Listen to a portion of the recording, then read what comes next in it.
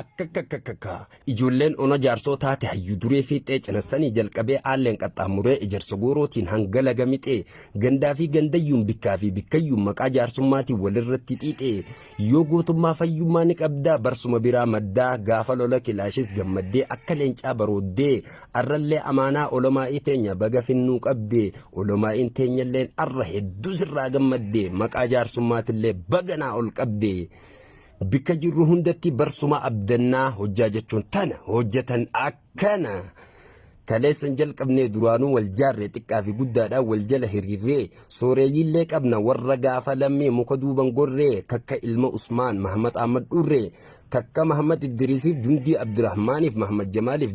Jaafarii fi kakka Jamaal Hassan Bulee Mustafaa Dhabeeloof Jamaaloof Gullalleef Rashaadii fi kakka Yaasiin Abdullee hunda keessaniitu arjaa. Warra maqaa dhahuuf naatee maqaa dhahe malee jabaadhaa arraa fi borullee akka naannu malee.